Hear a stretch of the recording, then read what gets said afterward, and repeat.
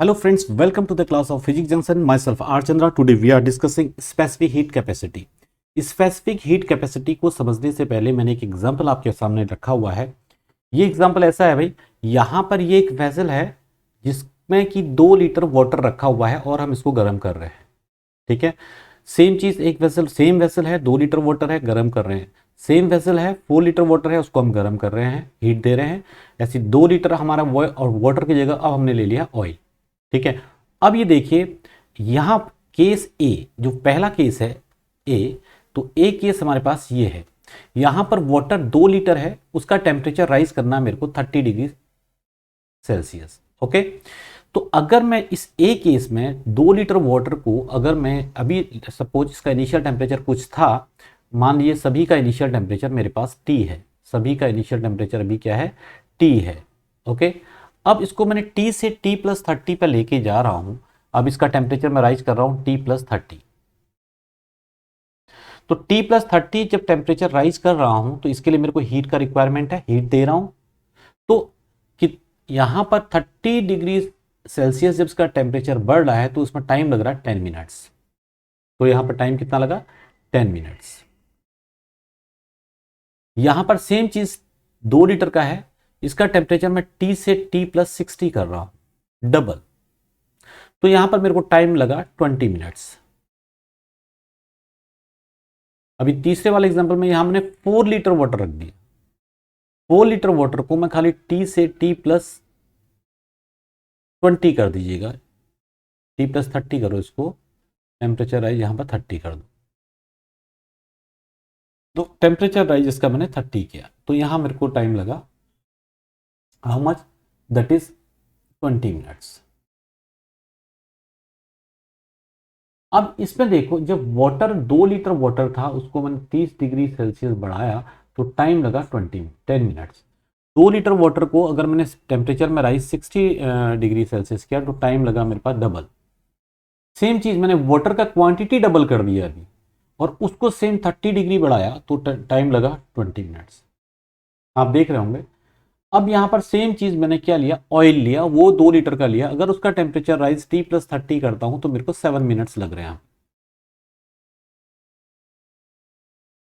Okay, अब इस example से आप समझ सकते हैं कि मेरे पास जो मैं यहां पे, अगर मेरे पास 10 मिनट्स, ये हीट तो कंटिन्यूअसली फ्लो हो रही है, तो 10 मिनट्स यहां पर 10 मिनट्स लगा, तो 10 मिनट्स में मेरा हीट कुछ ना कुछ मैं दूंगा। 20 मिनट्स, इसका मतलब ज्यादा हीट देनी पड़ रही है। 20 मिनट्स ज्यादा हीट देनी पड़ रही है। 7 मिनट कम हीट देनी पड़ रही है। अब यहां पर जो हीट रिक्वायर्ड है, यानी कि हीट जो रिक्वायर्ड है वो किस चीज पर डिपेंड कर रही है, heat required to raise the temperature, to raise the temperature.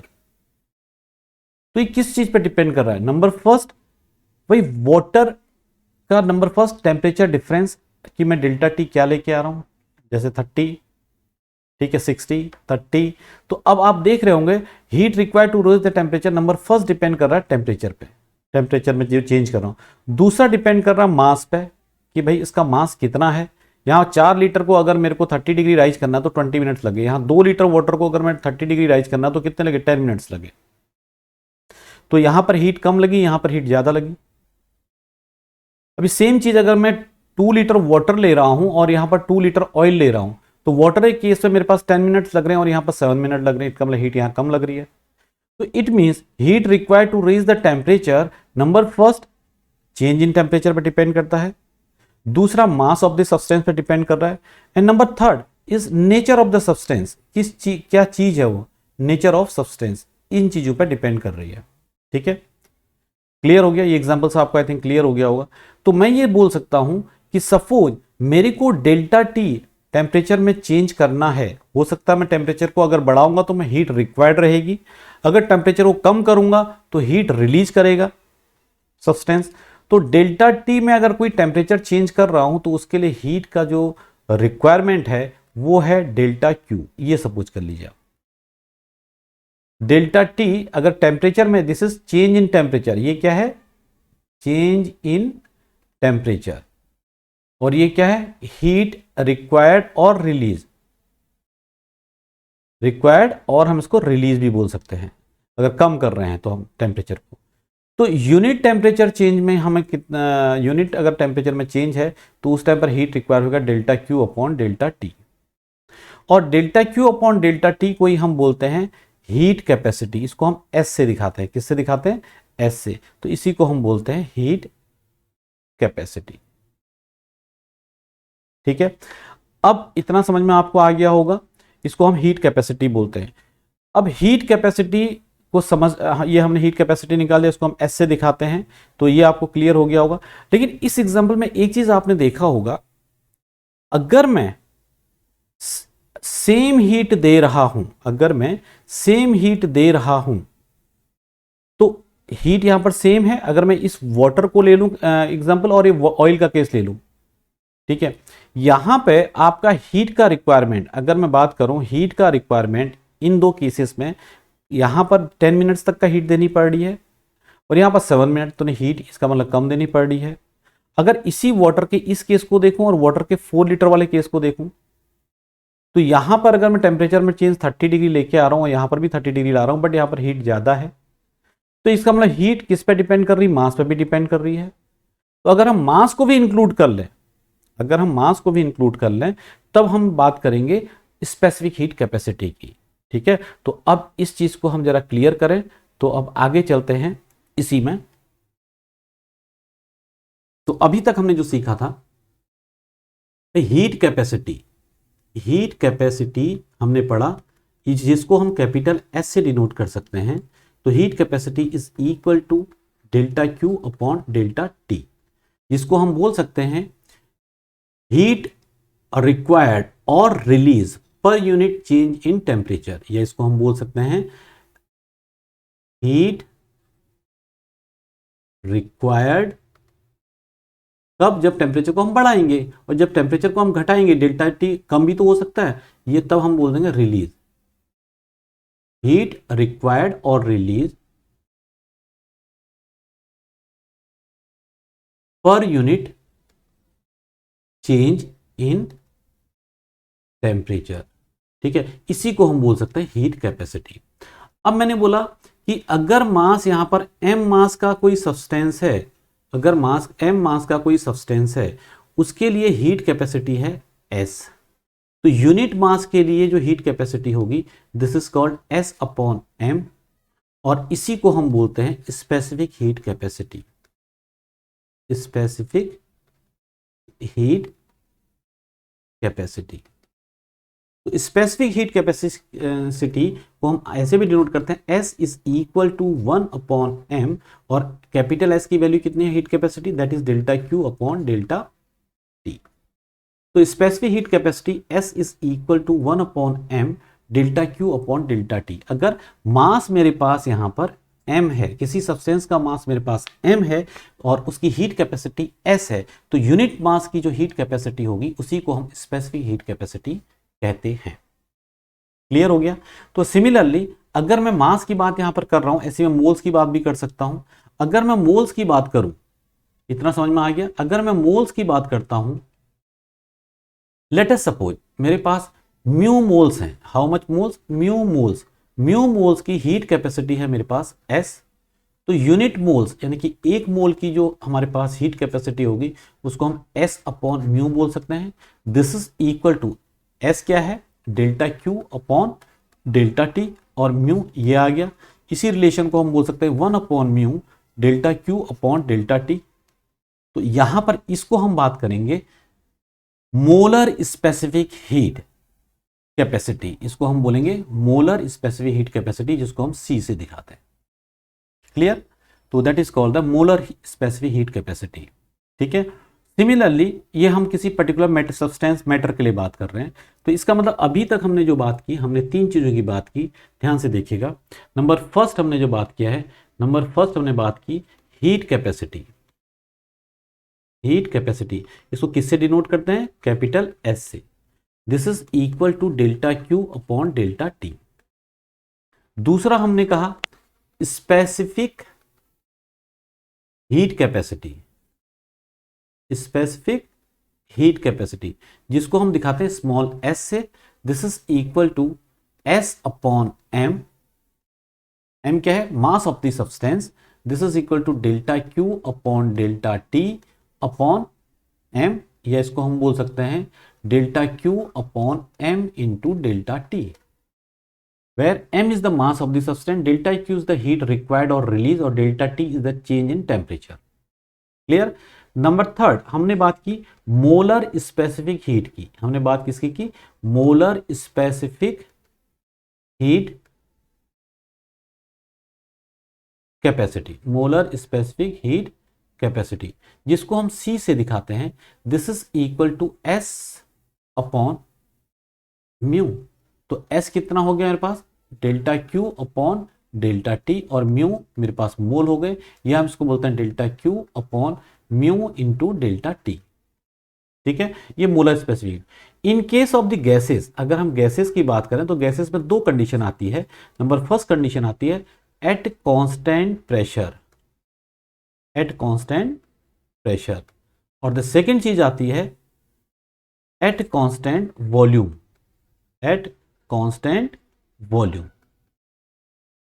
तो गैसेस के केस में अगर मैं मोलर स्पेसिफिक हीट की बात करता हूं गैसेस के केस में, तो एट कांस्टेंट प्रेशर में हम मोलर स्पेसिफिक हीट को दिखाते हैं CPC, that is molar specific heat capacity at constant pressure, और एट कांस्टेंट वॉल्यूम में हम दिखाएंगे molar specific heat at constant volume. Clear, यहां तक क्लियर हो गया। तो हमने अभी तक का डिस्कस किया heat capacity, specific heat capacity and molar specific heat capacity. ठीक है, ये सब्सटेंस के लिए है और गैसेस के लिए हम लोग इस ढंग से बात कर सकते हैं। क्लियर, तो इसके नाम से ही हमें पता है कि हीट कैपेसिटी। भाई अब यहां पर अगर हम बात करें, यहां पर एक चीज आपको हमेशा ध्यान रखनी पड़ेगी, तो स्पेसिफिक हीट कैपेसिटी सबसे ज्यादा जो होती है वो होती है वाटर की। Note, specific heat capacity of water is equal to 4186। अच्छा, एक चीज ध्यान में रखना, इसका SI यूनिट क्या रहेगा वो मैं भी आपको बता देता हूं। SI यूनिट कैसे हम निकालेंगे, SI यूनिट की बात कर लेता हूं इसी में। देखिए, अगर मैं बात करता हूं SI यूनिट की, तो डेल्टा क्यू ये किस में हो गया? जूल में, और टेम्परेचर किस में हो गया? केल्विन में। जूल पर केल्विन इसका SI यूनिट हो गया। इस वाले का क्या होगा? जूल केल्विन, और ये क्या हो गया? केजी। तो यहां पर इसकी SI यूनिट हो जाएगी joule per kg per kelvin, ये इसकी SI यूनिट हो गई। ओके, तो इसकी SI यूनिट क्या हो जाएगी? जूल केल्विन, और ये मोल, इट मींस जूल मोल पर मोल और केल्विन, ये इसकी SI यूनिट हो गई। ठीक है, स्पेसिफिक हीट ऑफ वाटर जो होती है that is 4186 joule per kg per kelvin. इसका मतलब क्या है, ध्यान से देखिएगा। अगर specific heat of water 4186 joule per kg per kelvin दे रखा है, इसका मतलब ये है, ये क्या डिनोट करता है? 1 केजी वाटर को अगर मैं उसका टेम्परेचर चेंज 1 केल्विन करता हूं, 1 केजी वाटर का अगर टेम्परेचर चेंज में 1 केल्विन करता हूं, तो हीट का जो रिक्वायर्ड है, अगर मैं उसको टेम्परेचर को बढ़ा रहा हूं, तो heat required is equal to 4186 joule. तो specific heat capacity of water की बहुत ज्यादा है in comparison to other substances. तो इसीलिए अगर इसकी वाटर की स्पेसिफिक हीट कैपेसिटी सबसे ज्यादा है, तो यही एक रीजन है कि हम वाटर को एज ए कूलेंट करते हैं। दिस इज द रीजन कि हम इसका डेली यूज में हम कैसे करते हैं, वाटर को हम एज अ कूलेंट यूज करते हैं। किसमें? ऑटोमोबाइल रेडिएटर में। ठीक है, तो water as a coolant as automobile radiator due to the specific heat capacity, जो इसकी प्रॉपर्टी है। ठीक है, क्योंकि अगर वाटर का मेरे को, आप देख रहे हैं 1 केजी वाटर का अगर 1 केल्विन अगर मेरे को टेम्परेचर में राइज करना है, तो मेरे को हीट रिक्वायर्ड है 4186। क्लियर, तो इसलिए ये स्पेसिफिक हीट कैपेसिटी वाटर की सबसे ज्यादा होती है, इसलिए इसको एज ए कूलेंट हम ऑटोमोबाइल रेडिएटर में करते हैं। अब इस पे एक और भी क्वेश्चन आपका ये आता है, एक मतलब मैं आप बोल सकते हैं लॉजिक जिसको हम बात करें, कि अगर मेरे पास कोस्टल एरिया होते हैं, अगर कोस्टल एरिया कौन से एरिया होते हैं, वो एरिया जो समुंदर के पास में है। ठीक है, अगर मेरे पास यहां पर समुंदर है, यहां पर समुंदर है और ये लैंड है, ये क्या है, लैंड है। ठीक है, इसको हम कोस्टल एरिया कहेंगे। तो कोस्टल एरिया में क्या रहता है कि जब समर के टाइम पे, अगर मैं समर के टाइम पे, यहां पर सन है, समर के टाइम पे ये अभी ये जो वाटर है, तो वाटर का स्पेसिफिक हीट कैपेसिटी बहुत ज़्यादा होता है। तो वाटर जब समर के टाइम पर, लैंड तो बहुत जल्दी गर्म हो जाएगी, बट वाटर धीरे धीरे गर्म होता है। इसका मतलब क्या है, क्योंकि इसकी स्पेसिफिक हीट कैपेसिटी बहुत ज़्यादा है। तो अब जब यहाँ पर अगर हवा चलती है तो लैंड का टेम्परेचर तो ज़्यादा है, बट यहाँ से जो हवा चलेगी वो ठंडी हवा चलेगी, because with respect to the land, land का टेम्परेचर बहुत ज़्यादा हो गया होगा, बट इसका टेम्परेचर उतना ज़्यादा इंक्रीज नहीं करता, बिकॉज इसकी स्पेसिफिक हीट कैपेसिटी बहुत ज़्यादा है। अगर इसका आप इसी को देखिए ना, अगर 1 kg वाटर को अगर मैंने 1 केल्विन तक का टेम्परेचर राइज करना है तो हीट रिक्वायर्ड मेरे को 4186 चाहिए। तो दैट इज द रीजन कि कोस्टल एरिया में समर के टाइम पर अगर उधर लैंड में अगर आप खड़े रहें तो आपको यहाँ पर जो एयर है वो कूल लगती है इन टाइम ऑफ समर। इतना समझ में आ गया। तो ये हमने आज डिस्कस किया specific heat capacity, molar specific heat capacity and heat capacity. तो आई थिंक आपको यहाँ पर ये टॉपिक समझ में आया होगा, क्योंकि इसी में आगे हमारा कैलोरीमेट्री चलेगा और इसी में हमारे बहुत अच्छे से अच्छे एग्जाम्पल आने वाले हैं। ये एक इसका आप देखिएगा, जो मैंने लीटर का ये टेम्परेचर लिखा हुआ है, ये मैंने एक एग्जाम्पल बनाया है, तो उसके अकॉर्डिंग आपको समझ में आ गया होगा। ठीक है।